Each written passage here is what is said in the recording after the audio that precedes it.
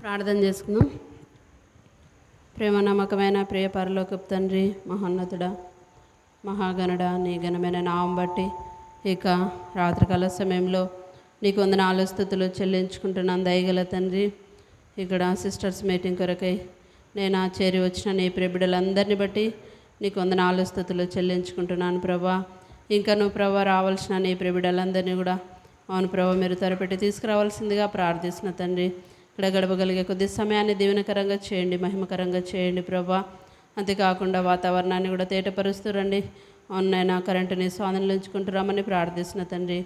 కనిపించి కనపరాని అంధకార శక్తులను నజరుడైన యేసుక్రీస్తు నామంలో లయపరుస్తురమ్మని నీ సన్నిధిలో ప్రార్థించి వేడుకుంటున్నాను ప్రభా. అవునైనా నిలబడనాన్ని కూడా మీరు బలపరుస్తురమ్మని ప్రార్థించి వేడుకుంటున్నాను ప్రభా. అవునైనా నా యొక్క నోటికి మీరే బూరగా ఉంటురమ్మని ప్రార్థిస్తున్న తండ్రి. దయగల తండ్రి, పాటలు పాడే సమయాన్ని దీవెనకరంగా చేయండి. అవును ప్రభు, మా యొక్క స్వరాలను నా యొక్క స్వరంను తాకుతురమ్మని ప్రార్థిస్తున్న తండ్రి. ఆ విధంగా మీరు సహాయపడతారని నమ్ముతూ స్తుతిస్తూ యేసుక్రీస్తు నామంలో స్తుతించి ప్రార్థించి అడిగి వేడుకుంటున్నాం తండ్రి, ఆమెన్.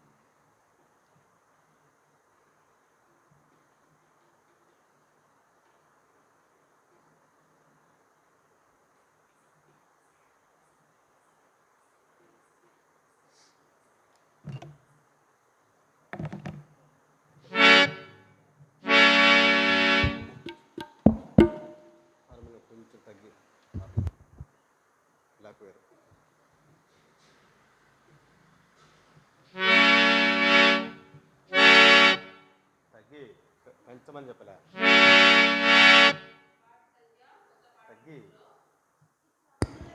పాట సంఖ్య కొత్త పాటల పుస్తకంలో 164 నీదు విశ్వాస్యత మా ప్రభు యేసు. పాత పాటల బుక్లో 162. కొత్త పాటల పుస్తకంలో 164, పాత పాటల పుస్తకంలో 162.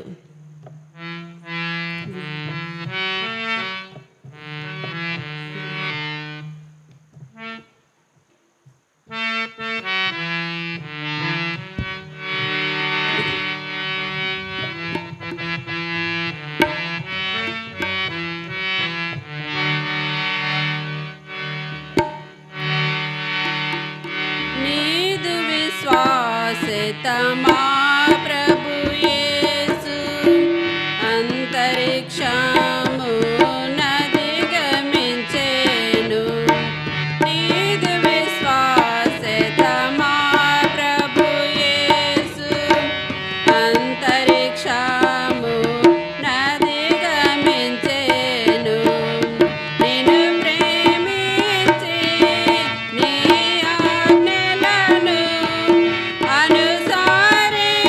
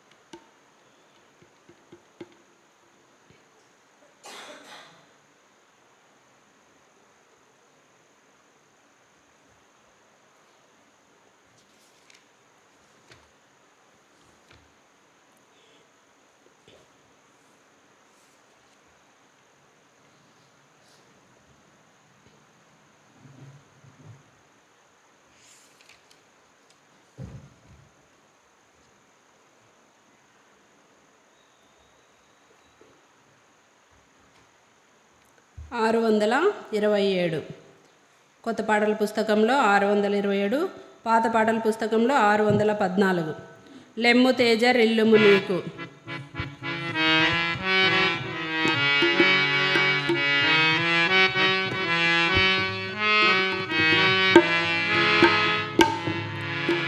లెమ్ము తేజ రిల్లుము నీకు, వెలుగు వచ్చెనాది. లెమ్ము తేజ రిల్లుము నీకు, వెలుగు వచ్చెనాది. యెహోవా మహిమనే పై యెహోవా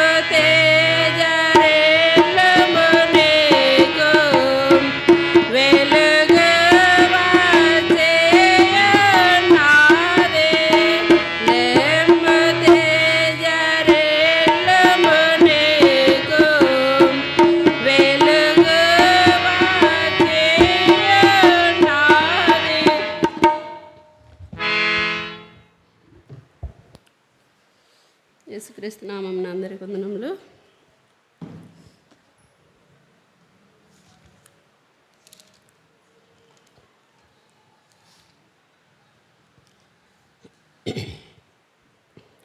మొదటి రాజుల గ్రంథము 21వ అధ్యాయము. మొదటి రాజుల గ్రంథము 21వ అధ్యాయము 303 పేజీ నెంబరు. 2వ వచనం నుండి మనము 16 వచనాల వరకు మార్చి వచనము చదువుకుందాం. మొదటి రాజుల గ్రంథము 21వ అధ్యాయము 2 నుంచి మనము 16 వచనాలు చదువుకుందాం. అహాబు నాబోతుని పిలిపించి, నీ ద్రాక్ష తోట నా నగరును ఆనుకొని ఉన్నది గనుక అది నాకు కూర తోటకిమ్ము, దానికి ప్రతిగా దానికంటే మంచి ద్రాక్ష తోట నీకు ఇచ్చేదను, లేదా నీకు అనుకూలమైన ఎడల దాని క్రయంనకిమ్మని అడిగాను.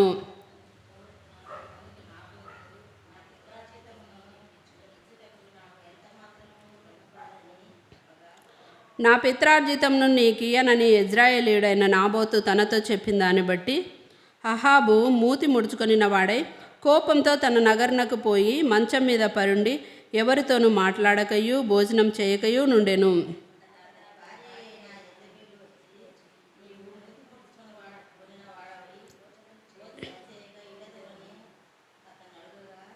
అతడు ఆమెతో ఇట్లనెను, నీ ద్రాక్ష తోటను క్రయంనకు నాకిమ్ము, లేక నీకు అనుకూలమైన ఎడల దానికి మారుగా మరి ఒక ద్రాక్ష తోట నీకు ఇచ్చేదనని యెజ్రెయేలీయుడైన నాబోతుతో నేను చెప్పగా అతడు నా ద్రాక్ష తోట నీకియ్యననెను.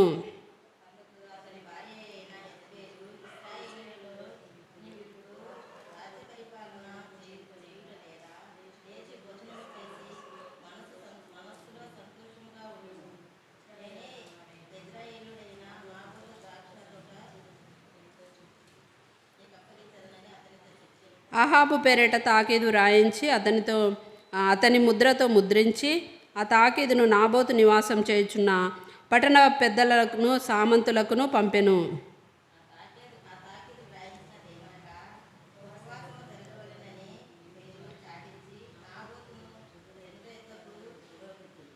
నీవు దేవునిని రాజును దూషించితివని అతని మీద సాక్ష్యం పలుకుటకు పనికి మాలిన 2 మనుషులను సిద్ధపరచుడి. తీర్పు అయిన మీదట అతన్ని బయటికి తీసుకొని పోయి రాళ్లతో చావగొట్టుడి.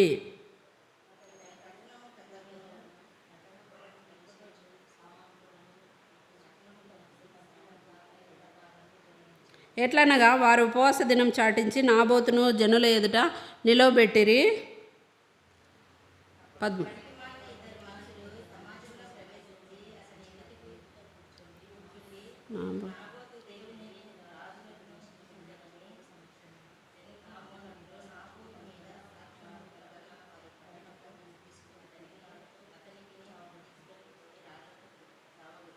నాబోతు రాతి దెబ్బల చేత మరణమాయనని వారు యెజెబెలునకు వర్తమానం పంపగా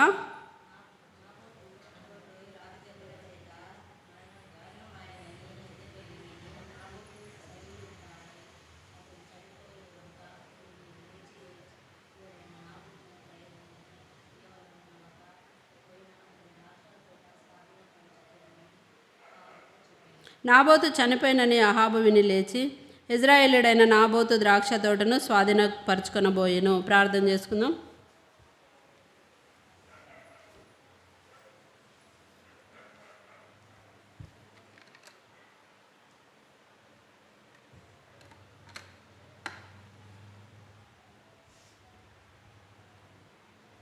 ప్రేమ నమ్మకమైన ప్రియపరులకు తండ్రి, ఒక సాయంకాల సమయంలో నీ సన్నిధిలో చిన్న మందగా చేరిండగా సిస్టర్స్ మీటింగ్ కొరకే నడిపించిన నీ ప్రియబిడ్డలందరినీ బట్టి నీ వందనాలు స్తుతులు చెల్లించుకుంటున్నాను. ఇంకనూ రావాల్సిన వారిని త్వరపెట్టి నీ సన్నిధానంకు నడిపించండి.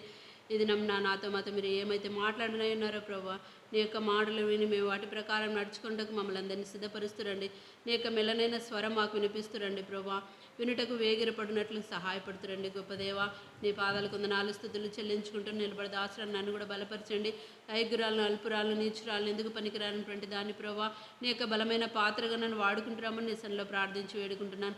అవును ప్రభా, నైనా నాలోని బలహీనత్వం అంతటిని కూడా తొలగించి నైనా నీ యొక్క రెండంతల ఆత్మతో నన్ను నింపుతురమ్మని ప్రార్థిస్తున్నా తండ్రి. నా మాటలు కాదు తండ్రి, నా సొంత తలంపులు కాదు ప్రభా, నా సొబుద్ధిని ఆధారం చేసుకునకుండా నా యొక్క ప్రవర్తన అంతటి ఎందు నీ యొక్క అధికారంకు ఒప్పుకొని ప్రభా నీ యొక్క వాక్యానుసారంగా నాతో మొత్తం మీరు మాట్లాడుతురమ్మని సాయంకాల సమయంలో నీ సన్నిధిలో ప్రార్థిస్తున్న తండ్రి.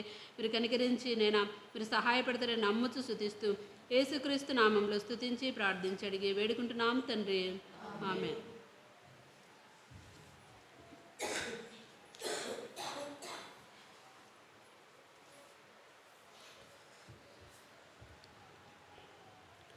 ఇక్కడ యెజ్రెయేలు వాడైన నాబోతునకు ఒక ద్రాక్ష తోట కలిగి ఉండగా, ఇక్కడ యెజ్రెయేలు అని వాడైన నాబోతు ఒక సాధారణమైన వ్యక్తి. ఆహాబు ఇశ్రాయేలు ప్రజలకు రాజు. అతని భార్య పేరు యెజబేలు. ఇక్కడ ఏమైందంటే అతనికి నాబోతుకు ఒక ద్రాక్ష తోట ఉంది. అది ఎక్కడుందంటే 2వ వచనంలో ఆహాబు నాబోతుని పిలిపించి, నీ ద్రాక్ష తోట నా నగరును ఆనుకొని ఉన్నది గనుక అది నాకు కూర తోటకిమ్ము, దానికి ప్రతిగా దానికంటే మంచి ద్రాక్ష తోట నీకు ఇచ్చేదను, లేదా నీకు అనుకూలమైన ఎడల దాన్ని క్రయంలోకి ఇమ్మని అడిగాను. ఇక్కడ అహాబు రాజు ఉన్నాడు, ఒక సామాన్యమైన వ్యక్తి ఉన్నాడు. ఆ సామాన్యమైన వ్యక్తికి ఆ రాజు యొక్క నగరును ఆనుకొని ఒక ద్రాక్ష తోట ఉందంట.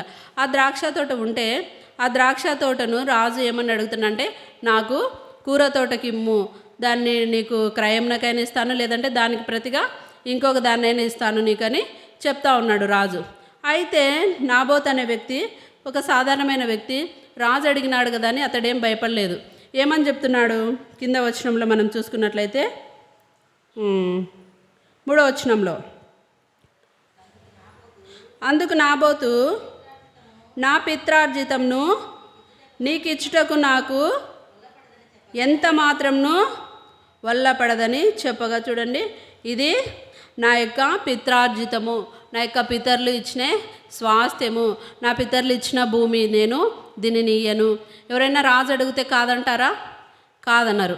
ఎందుకంటే ఆయన రాజు కాబట్టి ఏమైనా చేయగలడు, ఇయ్యకుంటే మనల్ని ఏమైనా చేయగలడు, బంధిస్తాడు, చెరసాల్లో వేస్తాడు, చంపిస్తాడని భయం. కానీ ఇక్కడ నాబోతు మాత్రము ఎంత మాత్రం కూడా ఏమాత్రం కూడా సందేహం లేకుండా ఏమని చెప్తున్నాడు, నా పిత్రార్జితము నీకు ఇచ్చుటకు నాకు ఎంత మాత్రం కూడా వల్లపడదు, నేను ఏమాత్రం కూడా దీనిని ఇయ్యను అని చెప్తున్నాడు. అప్పుడు ఇయ్యనంటే ఇంకా రాజుకు ఎట్లుంటుంది? ఒక సామాన్యమైన వ్యక్తి నేను ఆ ద్రాక్ష తోటని ఇయ్యమంటే నాకు ఎంత ఆస్తింది, నాకు ఎన్ని పొలాలు ఉన్నాయి, నా ఐశ్వర్యం ఏంది, ఇంత ఐశ్వర్యవంతును ఇశ్రాయేలు ప్రజలకు నేను రాజునైనా నేను అడుగుతుంటే నువ్వు ఇయ్యవా అని అతనికి ఎంతో కోపము, అసూయ, ద్వేషం అవన్నీ కూడా ఉంటాయి మనసులో. కానీ ఏం చేస్తున్నాడంటే 4వ వచనంలో, నా పిత్రార్జితంను నీకు ఇయ్యనని యెజ్రెయేలీయుడైన నాబోతు తనతో చెప్పిన దాన్ని బట్టి అహాబు మూతి ముడుచుకొనిన వాడై కోపంతో తన నగరునకు పోయి మంచం మీద పరుండి ఎవరితోనూ మాట్లాడకయు భోజనం చేయకయు ఉండెను. చూడండి, ఇంకా రాజు కోపం వచ్చింది, పోయి ఏం చేసినాడు, మూతి ముడుచుకొని పోయి పండుకొని అన్నం తినకుండా నీళ్ళు తాగకుండా భోజనం చేయకుండా పడుకొని ఉన్నాడు. అప్పుడు భార్య వచ్చాది. భార్య వచ్చి ఏమంటుంది? 5వ వచనం, అంతటా అతని భార్య అయిన యెజబేలు వచ్చి, నీవు మూతి ముడుచుకొనిన వాడవై భోజనం చేయక ఉండేదవేమని అతన్ని అడగగా, అతని భార్య అయిన యెజబేలు వచ్చింది, ఏమయ్యా నువ్వు ఎందుకు భోజనం చేయకుండా మూతి ముడుచుకొని ఉన్నావు అని అడుగుతుంది. అతడు ఆమెతో ఇట్లా, నేను నీ ద్రాక్ష తోటను క్రయంనకు నాకిమ్ము, లేక నీకు అనుకూలమైన ఎడల దానికి మారుగా మరొక ద్రాక్ష తోట నీకు ఇచ్చేదనని యెజ్రెయేలీయుడైన నాబోతుతో నేను చెప్పగా, అతడు నా ద్రాక్ష తోట నీకు ఇయ్యను. నేను భార్యకు చెప్తున్నాడు విషయం. అతను ఒక రాజు, భార్యకు చెప్తున్నాడు, ద్రాక్ష తోట అడిగినాను నాబోతును, మన నగరును ఆనుకొని ఉంది, ఆ ద్రాక్ష తోట కూర తోటకి ఇమ్మంటే అతడు ఇయ్యలేదు అని చెప్తా ఉన్నాడు. ఆమె ఏం చేస్తుంది? 7వ వచనంలో, అందుకు అతని భార్య అయిన యెజబేలు, ఇశ్రాయేలులో నీవిప్పుడు రాజ్య పరిపాలనము చేయుటలేదా? చూడండి, ఏం చెప్తుంది? నువ్వు ఇప్పుడు ఇశ్రాయేలులకు రాజు, ఇశ్రాయేలుల ప్రజలను నువ్వు పరిపాలించటలేదా? లేచి భోజనం చేసి మనసులో సంతోషంగా ఉండుము. చూడండి, ఆమె ఏం చెప్తుంది? నువ్వు ఇప్పుడు ఇశ్రాయేలుల ప్రజలకు నువ్వు ఒక రాజు అని అతన్ని పురుకొల్పుతుంది, అతన్ని ఉసిగొల్పుతుంది, అతన్ని రెచ్చగొట్టే విధంగా చేస్తూ ఉంది. ఎందుకని? నువ్వు ఇప్పుడు ఇశ్రాయేల్ ప్రజలకు రాజువు. ఇప్పుడు అధికారము ఒకరి చేతిలో ఉన్నప్పుడు వారికి ఏదన్నా పక్కన వాళ్ళు మనం మామూలుగా చూసుకున్నట్లయితే ఒక అధికారి ఉన్నాడు, అధికారి దగ్గరలో తన పొలం దగ్గర పొలం ఉంది అనుకోండి, ఆ బీదవాడ ఏంటాడనుకో, అతడు పొలం ఏమంటే ఇయ్యనని చెప్పినప్పుడు వాళ్ళకి ఎంత చాలా అసూయంగా వాళ్ళ మీద ఎంతైనా చేసే అధికారం వాళ్ళకు ఉంది. కాబట్టి ఇక్కడ కూడా అతని భార్య అయిన యెజబెల్ ఏం చెప్తుంది? అతన్ని ఒక పురికొల్పుతా ఉంది. ఎందుకు? ఏమని పురికొల్పుతుంది? భోజనం చేసి మనసులో సంతోషంగా ఉండుము, నేనే ఇజ్రాయేలుడైన నాబోతు ద్రాక్ష తోట నీకు ఇప్పించదనని అతనితో చెప్పి. చూడండి, అతడు తన పొరుగువాని, ఇది బీదవాడైన అతనిది, సామాన్య వ్యక్తిమైన అతనిది, తన పొరుగువానిది, తనకి ఎంతో పొలాలు, ఆస్తులు, ఐశ్వర్యాలు ఎంతో దేవుడు ఇచ్చినాడు. కానీ వాటన్నిటికంటే ఈ యొక్క నాబోతు ద్రాక్ష తోట మీద అతనికి మనసు కలిగింది. కాబట్టి తన పొరుగువానిది ఆశించుతండి అతని భార్య ఎందుకయ్యా మనకు చాలా ఉంది కదా మనకు అని చెప్పకుండా నేనే ఇప్పిస్తానని ఇక్కడ చెప్తుంది 7వ వచనంలో. నేనే ఇజ్రాయేలుడైన నాబోతు ద్రాక్ష తోట నీకు ఇప్పించదనని అతనితో చెప్పి. చూడండి, తన యొక్క పొరుగువాని ఏదైనా ఆ యొక్క ద్రాక్ష తోటను నేనే నీకు ఇప్పిస్తాను అంటే పొరుగువారిది దేనిని కూడా ఆశించవద్దని దేవుని వాక్యం చెప్తుంది.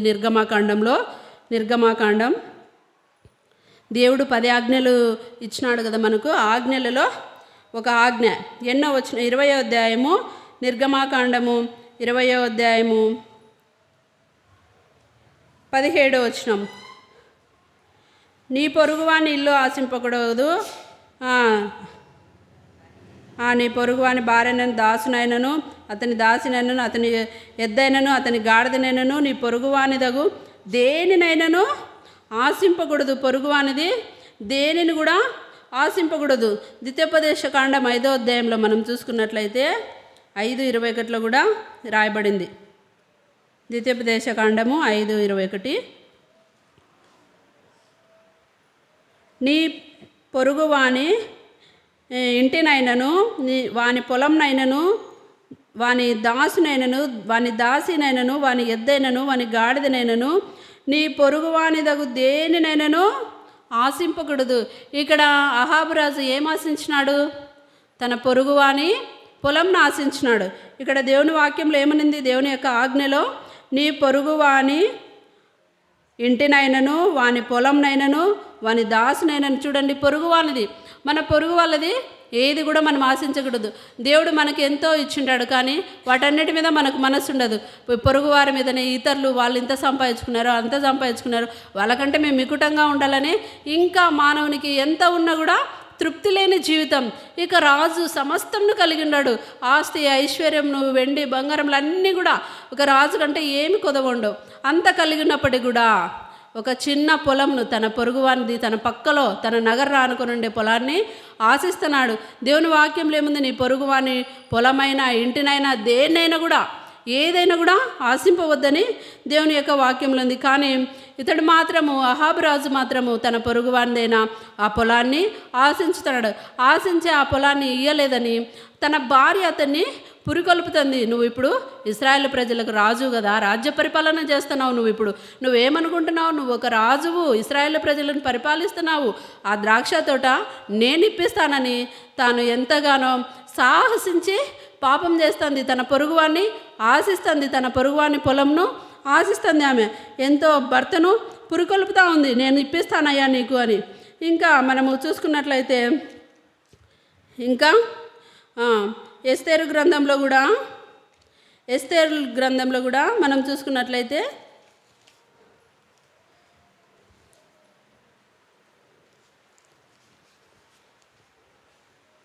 ఎస్తేరు 5వ అధ్యాయము తన భర్తను పురికొల్పుతా ఉంది. ఎవరు ఈమె? అహాబు యొక్క రాజైన యెజబేలు పాపం చేయడానికి, అంటే పరుల సొమ్ము ఆశించడానికి, ఇతరుల సొమ్ము, పొరుగువారి సొమ్ము ఆశించడానికి తను పురికొల్పుతుంది. ఇక్కడ కూడా 5వ అధ్యాయంలో మనం చూసుకున్నట్లయితే కనుక ఇక్కడ హామాను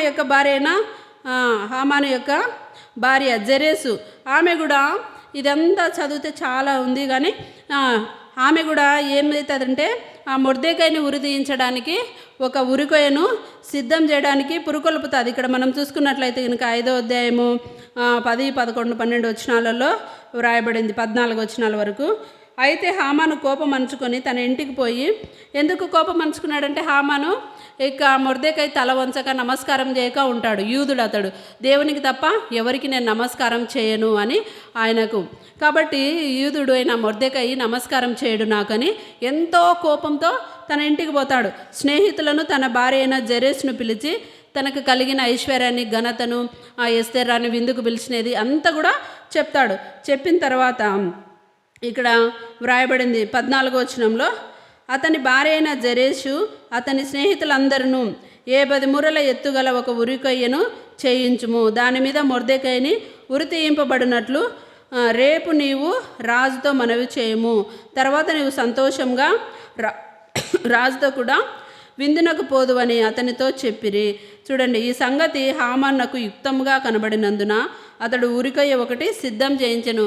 ఇక్కడ యూదుడైన మొర్దెకై, దేవుని యందు భయభక్తులుగాడైన మొర్దెకైని ఉరిదీయించడానికి జెరెషు తన భర్తను పురికొల్పుతుంది, ప్రేరేపిస్తుంది. ఒక ఉరికొయ్యను సిద్ధం చేయించి పెడతాము, ఆ ఉరికొయ్య మీద అతన్ని ఉరి తీయించదు. ఇక్కడ అహాబు రాజు కూడా తను మూతి ముడుచుకొని భోజనం చేయక ఉంటే ఈయన కూడా భోజనం చేయకుండా సంతోషంగా లేదు. కాబట్టి ఆయనకి ఎంత పదవిన్యా, ఆస్తిన్యా సంతోషం లేదు, ఎందుకంటే ఆ యూదుడు నాకు నమస్కారం చేయకున్నాడని.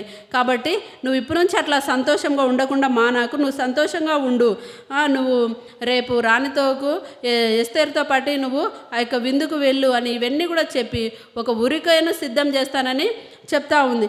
ఆ విధంగా తన భర్తను ఆమె పురికొల్పుతూ ఉంది. ఇంకా మనం చూసుకున్నట్లయితే నాబోతును ఏం చేస్తారో అదంతా చెప్పిన తర్వాత చూడండి, 21వ అధ్యాయం 8వ వచనం, అహాబు పేరిట తాకీదు వ్రాయించి అతని ముద్రతో ముద్రించి ఆ తాకీదును నాబోతు నివాసం చేయుచున్న పట్టణపు పెద్దలకును సామంతులకును పంపెను. ఒక తాకీదు రాయించినాడు.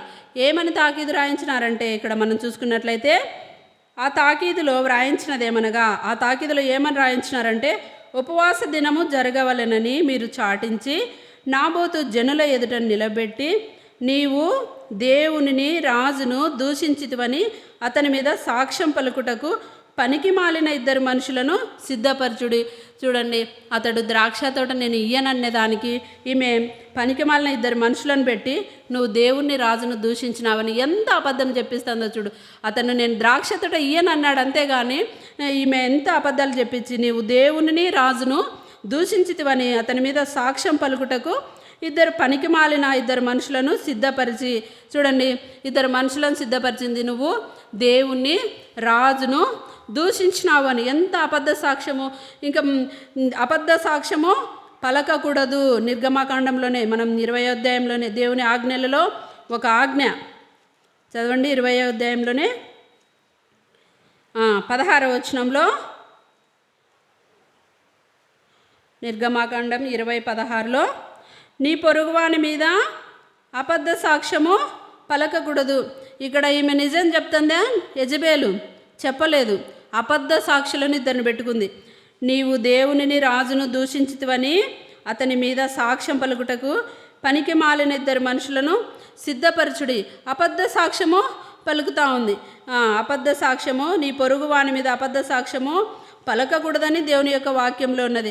అదేవిధంగా 23వ అధ్యాయంలో కూడా మనం చూసుకున్నట్లయితే నిర్గమాకాండం 23వ అధ్యాయంలో 1వ వచనంలో లేని వార్తను పుట్టింపకూడదు, అన్యాయపు సాక్ష్యంను పలుకుటకై దుష్టునితో నీవు కలియకూడదు. చూడండి, దేవుని వాక్యం ఏం చెప్తుంది? లేని వార్త పుట్టింపకూడదు, అన్యాయపు సాక్ష్యంను పలుకుటకై దుష్టునితో నీవు కలియకూడదు. ఇక్కడైతే ఈమె ఏం చెప్పిస్తుంది? 2 పనికిమాలిన మనుషులను పెట్టుకొని లేని వార్తను, అన్యాయమైన సాక్ష్యాన్ని పలికేస్తూ ఉంది. కాబట్టి దేవుని వాక్యంలో నీ పొరుగువాని మీద అబద్ధ సాక్ష్యము పలకకూడదని దేవుడు చెలవిస్తున్నాడు. అదేవిధంగా మనం చూసుకున్నట్లయితే సామెతలలో కూడా, సామెతలు 12వ అధ్యాయంలో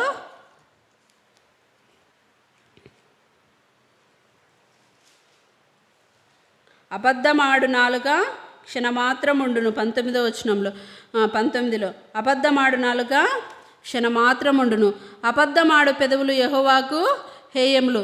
అబద్ధమైన సాక్ష్యము, అబద్ధం సాక్ష్యం పలికే వారికి, అబద్ధమైన పెదవులు ఆడేవారికి యెహోవాకు హేయులంట వాళ్ళు. ఈ విధంగా ఈమె అబద్ధ సాక్ష్యాన్ని చెప్తా ఉంది. పనికిమాలిన ఇద్దరు మనుషులను పెట్టుకొని అబద్ధ సాక్ష్యం పలికిస్తూ ఉంది. దేవుని వాక్య ప్రకారము నీ పొరుగువాని మీద అబద్ధ సాక్ష్యము పలకకూడదనింది. ఈ అబద్ధికులందరూ ఎక్కడ పోతారు? 21వ అధ్యాయం ప్రకటన గ్రంథం 21:8లో మనకు తెలిసిన లేఖన భాగమే. 21వ అధ్యాయం 8వ వచనం ప్రకటన గ్రంథం.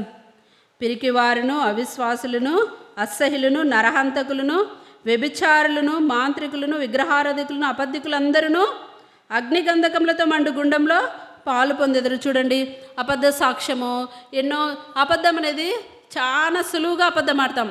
ఎంత సులువుగా అంటే అన్ని పాపాల కంటే అబద్ధాన్ని చాలా తొందరగా మోసపోతాం. మనం తొందరగా వెంటనే అది కాకుండా కూడా అనేస్తాం. కొన్నిసార్లు చెప్పేస్తాం, అది ఆ విషయం కాకుండా కూడా అవును ఇటు జరిగిందంటే అటు జరిగిందంటే. కొన్నిసార్లు మన ఇంట్లో విషయమైనా కుటుంబ విషయాలైనా కూడా తొందరగా అబద్ధం ఆడతాం.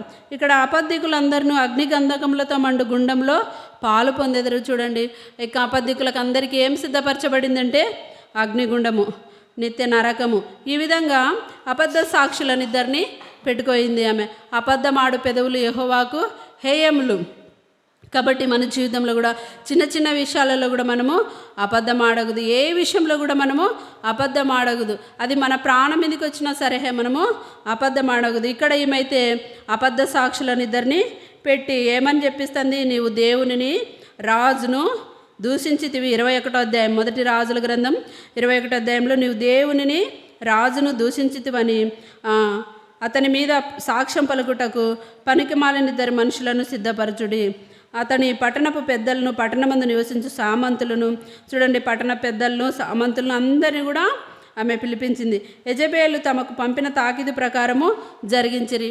పట్టణ పెద్దలు కూడా వాళ్ళు కూడా ఏం చేస్తారు? రాజు కదా, రాజు కాబట్టి ఎట్లా చెప్తే అట్లా చేయాలా, రాని ఎట్లా చెప్తే అట్లా చేయాలి. కాబట్టి వాళ్ళు కూడా ఆ ప్రకారము జరిగించినారు. ఎట్లనగా వారు ఉపవాస దినం చాటించి నాబోతు జనుల ఎదుట నిలవబెట్టిరి. చూడండి, నాబోతును జనుల ఎదుట ఒక నిర్దోషిని దోషిగా వీళ్ళు ఎంచుతుండారు.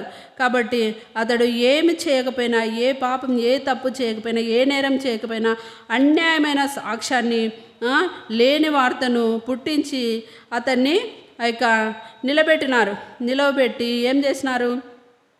అప్పుడు పనికిమాలిన ఇద్దరు మనుషులు సమాజంలో ప్రవేశించి అతని ఎదుట కూర్చుండి నాబోతు దేవునిని, రాజును దూషించెను. చూడండి, నాబోతు దేవునిని, రాజును దూషించినాడని ఎంతగానో ఆయన మీద అబద్ధ సాక్ష్యం చెప్పించి ఏం చేస్తారు? రాళ్లతో చావగొట్టిరి. ఎంత భయంకరమైన పరిస్థితి చూడండి. అతడు ద్రాక్ష తోట ఇయ్యనందుకు అతన్ని ఎంతగానో రాళ్లతో కొట్టి చంపిస్తూ ఉంది. ఈమె ఒక నరహంతకురాలుగా ఉంది. ఈమె చూసుకున్నట్లే నరహంతకులు కూడా దేవుని రాజ్యానికి వారసులు కారు. ఇక్కడ ఉంది అబద్ధికులు అందరూ, పిరికివారు, అవిశ్వాసులు, అసహ్యులు, నరహంతకులు. ఇలాంటి వాళ్ళందరూ కూడా దేవుని రాజ్యానికి వారసులు కారు. ఈ విధంగా ఈమె అబద్ధ సాక్ష్యం పలికించి అతన్ని చంపిస్తూ ఉంది. తర్వాత నాబోతు రాతి దెబ్బల చేత మరణమాయను. చూడండి, నాబోతు రాతి దెబ్బల చేత మరణమైనాడు. నిజంగా ఆమె ఎంతగానో ఆ యొక్క నీతిమంతుడైన ఆ యొక్క నాబోతును చంపిస్తూ వచ్చింది. తన యొక్క భర్తను పురికొల్పుతూ వచ్చింది. అంతేకాకుండా అబద్ధ సాక్ష్యము తన పొరుగువాన్ని ఆశిస్తూ వచ్చింది. అబద్ధ సాక్ష్యము పలికించింది.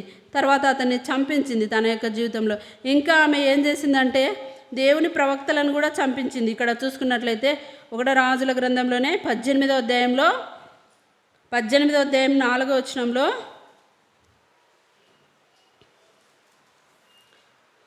యెజబెలు యెహోవా ప్రవక్తలను నిర్మూలం చేయుచుండగా, చూడండి యెహోవా ప్రవక్తలను ఏం చేస్తుంది యెజబేలు? చంపిస్తూ ఉంది. ఆమె ఎంత నరహంతకురాలు. తర్వాత నాబోతును కూడా చంపించింది. 19వ అధ్యాయం 10వ వచనంలో, అతడు ఇశ్రాయేలు వారు నీ నిబంధనను త్రోసివేసి నీ బలిపీఠములను పడగొట్టి నీ ప్రవక్తలను ఖడ్గం చేత హతం చేసిరి. చూడండి, ఖడ్గం చేత హతం చేయిస్తూ ఉంది దేవుని యొక్క ప్రవక్తలను, అనగా ఈ కాలంలో దేవుని సేవకులను ఈమె ఖడ్గం చేత హతం చేయిస్తూ ఉంది, నిర్మూలం చేయిస్తూ ఉంది. అంతేకాకుండా ఇక్కడ నాబోతును కూడా రాతి దెబ్బల చేత మరణం చేయించింది. బయటికి రాళ్లతో చావగొట్టిరి. నాబోతు రాతి దెబ్బల చేత మరణమాయను. ఈమె ఒక నరహంతకురాలుగా ఉంది. చూడు ఎంత ఘోరంగా ఈమె తన యొక్క ప్రవర్తన ఉందంటే, తన యొక్క భర్తను పాపం చేయడానికి, పొరుగువారిని ఆశించడానికి ప్రేరేపిస్తూ ఉంది. అంతేకాకుండా అబద్ధ సాక్ష్యము పలికిస్తూ ఉంది. నిర్దోషి మీద అబద్ధ సాక్ష్యం పలికిస్తూ ఉంది. అంతేకాకుండా అతనికి చావు కూడా కారణమవుతూ ఉంది. యెజబేలు యొక్క జీవితంలో ఆ విధంగా ఉంది. కాబట్టి మనం కూడా ఈ దినాల్లో యెజబేలు ఒక నరహంతకురాలుగా ఉంది, కానీ మనం కూడా చంపాల్సిన అవసరం లేదు. మాటలతోనే చంపే విధంగా మాటలు ఉంటాయి కొన్నిసార్లు. కొందరు అట్లా మాట్లాడుతుంటారు. మనం సామెతలు 12వ అధ్యాయంలో చూసుకున్నట్లయితే 12:18, సామెతలు 12:18, కత్తిపోటు వంటి మాటలు పలుకువారు కలరు. కత్తిపోటు వంటి మాటలు, కత్తితో పొడిస్తే ఏమవుతారు? చనిపోతారు. అట్లా భయంకరంగా మాట్లాడతారు. కొట్టాల్సిన అవసరం లేదు, తిట్టాల్సిన అవసరం లేదు అని అట్లా ఆ విధంగా కత్తిపోటు వంటి మాటలు పలికేవారు ఉన్నారు లోకంలో. ఆ మాటలకే ప్రాణం పోయినంత స్థితి అయిపోతుంది. అలాంటి భయంకరమైన స్థితి కత్తిపోటు లాంటి మాటలు. ఇంకా మనం చూసుకున్నట్లయితే సామెతల్లోనే మత్తయి సువార్తలో మనం చూసుకున్నట్లయితే మత్తయి సువార్త 5వ అధ్యాయంలో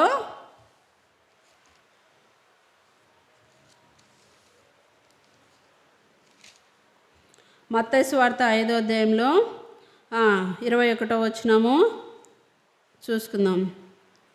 నరహత్య చేయవద్దు, నరహత్య చేయువాడు విమర్శకు లోనగును. చూడండి, నరహత్య చేయవద్దు, నరహత్య చేయువాడు విమర్శకు లోనగును. నరహత్య, మన మాటలే ఒకరిని చంపే విధంగా ఉండకూడదు. ఇంకా మన కింద వచనాల్లో చూసుకున్నట్లయితే, నేను మీతో చెప్పినదేమనగా తన సహోదరుని మీద కోపడు ప్రతివాడు విమర్శకు లోనగును, తన సహోదరుని చూచి వ్యర్థుడా అని చెప్పువాడు మహాసభకు లోనగును, ద్రోహి అని చెప్పువాడు నరకాగ్నికి లోనగును. చూడండి, మన సహోదరులను ఎవరిని కూడా మనము దూషించకూడదు, కోపడకూడదు. వారిని మనము కత్తిపోటు లాంటి మాటలు మాట్లాడకూడదు. మన మాటలు చాలా జాగ్రత్తగా మనము మాట్లాడాలి. తన నోటి మాటల చేత బాధ పెట్టకూడదు ఇతరులను. మనకు తెలిసిన భాగం చూసుకున్నట్లయితే న్యాయాధిపతుల గ్రంథంలో సాంసన్ జీవితంలో తన మాటల చేత ఇతరులకు మన మాటలు హాని కలిగించే విధంగా ఉండకూడదు. మన మాటలు చూస్తేనే వాళ్ళు భయపడిపోతుంటారు. ఆమె మాట్లాడితే ఇంకా మనసు అంతా ఒకలాగా అయిపోతుంది, నెమ్మది ఉండదు, మాకు సమాధానం ఉండదు. ఆ రోజంతా మేము అదే తలుసుకొని ఆమె మాటలను బట్టి మేము కుంగిపోతాము అని అట్లా అనుకోకూడదు. మన మాటలు విన్నప్పుడు వాళ్ళకి ఆదరణ కలిగే విధంగా మనము మాట్లాడాలి. ఈ విధంగా మనం చూసుకున్నట్లయితే 16:16లో తన మాటల చేత ఏం చేసింది ఈమె?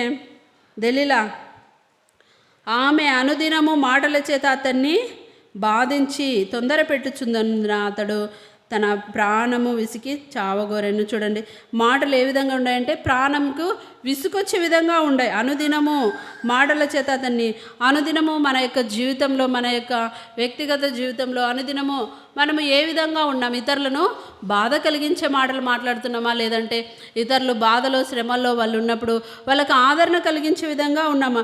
నరహత్య మనుషులను చంపడమే కాదు, ఇతరులను బాధ పెట్టడం కూడా అది నరహత్యతో సమానంగానే మనము భావించుకోవాలి. ఇక్కడ చూసుకున్నట్లయితే అనుదినము మాటల చేత ఆమె బాధించి తొందర పెట్టుచున్నందున అతడు ప్రాణం విసికి చావగొరెను. ప్రాణం విసికేంత వరకు ఆమె అతన్ని బాధ పెడతా ఉంది అతని మాటల చేత. ఇంకా యోబు భార్య కూడా ఏమంటుంది? యోబుకు వచ్చిన శ్రమను చూసి అంత ఆస్తి అంతా పోయింది, కుమారులు కుమార్తెలు అందరు పోయింటే ఆమె ఏమని చెప్తుంది? యోబు గ్రంథము 2వ అధ్యాయము 9వ వచనం. అతని భార్య వచ్చి, నీవు ఇంకను యథార్థతను వదలక ఇందువా? దేవుని దూషించి మరణం కమ్మనెను. చూడండి, ఈమె ఏం చెప్తుంది? అతనికి బాధ కలిగించే విధంగా మాట్లాడుతుంది. ఇంకా అయ్యా దేవుడు మనకి ఇస్తాడులే, సమస్తాన్ని దేవుడు మనకిస్తాడని చెప్పకుండా ఏమని చెప్తుంది? నీవు ఇంకను యథార్థతను వదలక ఇందువా? దేవుణ్ణి దూషించి మరణం కమ్ము, దేవుణ్ణి దూషించి మరణం కమ్మని చెప్తుంది. ఈమె తనకు కలిగిన అంతట్లో కూడా ఆ సమస్తమును, పశువులు అన్నీ కూడా కోల్పోయింది, కుమారులు కుమార్తెలు అన్నీ కూడా కోల్పోయింది. కాబట్టి వాటిని బట్టి ఆమె ఏమని చెప్తుంది? అందుకు అతడు ఏమంటున్నాడంటే, మూర్ఖురాలు మాట్లాడినట్లు నీవు మాట్లాడుచున్నావు, మనము దేవుని వలన మేలు అనుభవించుదుమా, కీడును మనము అనుభవింపతగదా నేను. చూడండి, మేలు కలిగినప్పుడు సంతోషంగా ఉంటాము, ఆనందంగా ఉంటాము, దేవుని స్తుతిస్తాము, అన్ని కొడుకులకు మీటింగ్కి వచ్చాము. ఏదైనా కీడు కలిగితే చాలామంది దేవుడు ఆడున్నాడు, దేవుడు ఉంటే నా కుటుంబానికి ఇట్లా ఎందుకు చేస్తాడు అని కొందరు దూషించే విధంగా ఉంటారు. ఇక్కడ ఈమె కూడా ఒక మూర్ఖురాలు మాట్లాడినట్టు మాట్లాడుతుంది. ఇంకా నువ్వు యథార్థతను వదలకున్నావా? దేవుని దూషించి మరణం కమ్ము.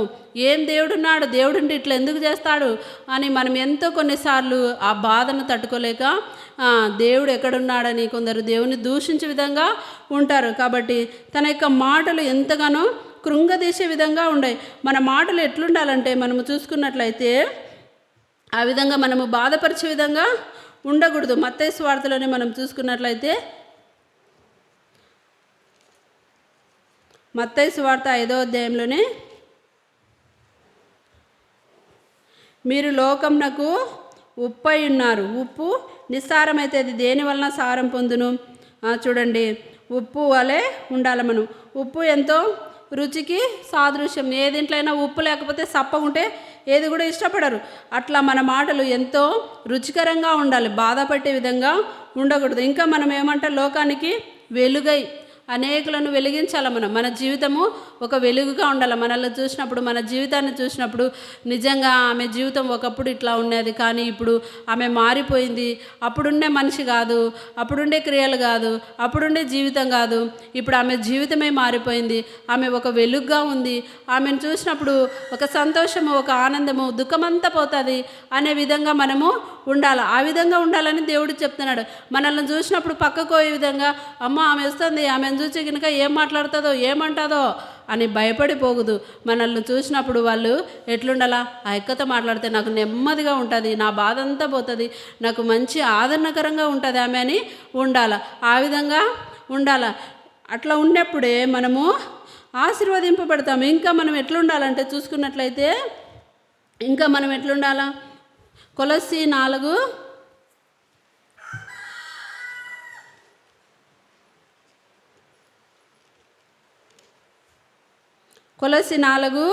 6, ప్రతి మనుషునికి ఎలాగ ప్రత్యుత్తరం ఇవ్వవలనో అది మీరు తెలుసుకున్నట్టకే మీ సంభాషణ ఉప్పు వేసినట్టు ఎల్లప్పుడూ రుచిగలదిగాను కృపాసహితంగాను ఉండనీడి. మన సంభాషణ ఏ విధంగా ఉండాలంట? ఉప్పు వేసినట్టు. ఉప్పు వేస్తే ఏదైనా సప్పగా ఉంటుందా? రుచికి సరిపోయమైన వేస్తే కూరలలో ఏమిట్లలో వేసుకుంటే, పచ్చళ్ళల్లో అట్లా వేసుకుంటాం కదా, ఉప్పు సరిపోయమైన వేసుకుంటే రుచిగా ఉంటుంది. అదే ఉప్పు లేకపోతే ఏం రుచి ఉండదు, సప్పగా ఉంటుంది. అంత పెద్ద వంటకమైన కూడా సరిపడ ఉప్పు లేకపోతే కనుక అది తినడానికి అంత మంచిగా ఉండదు. కాబట్టి మన సంభాషణ కూడా ఉప్పు వేసినట్టు మనం ఎవరితో మాట్లాడినా దేవుని గురించిన మాటలే మనము మాట్లాడుకోవాలా. దేవుని గురించి మనము సంభాషణ చేయాలి. అనేకమైన లోకంలో విస్తారమైన మాటల్లో దోషముండక మానదంట.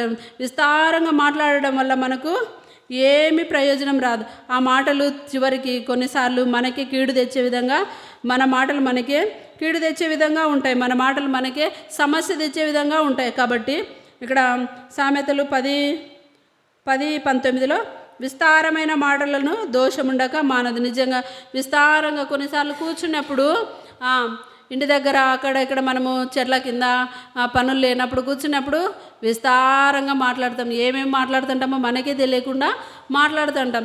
అట్లా మాట్లాడటం బట్టి మనకే ఆ సమస్య చుట్టుకునే విధంగా ఉంటుంది. అట్లా ఉండకూడదు. మన సంభాషణ ఉప్పు వేసినట్టు రుచికరంగా ఉండాలి.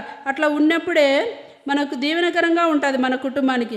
మన మాటల ద్వారా మనము మన కుటుంబానికి కీడు కల్పించుకొని, మన మాటల ద్వారా మన కుటుంబానికి సమస్య తెచ్చుకునే విధంగా ఉండకూడదు. ఆ విధంగా ఉండాలి మనము. ఇక్కడ మనము చూసుకున్నట్లయితే లూకా సువార్తలో వాళ్ళు కూడా దేవుని గురించిన సంగతులను 24వ అధ్యాయంలో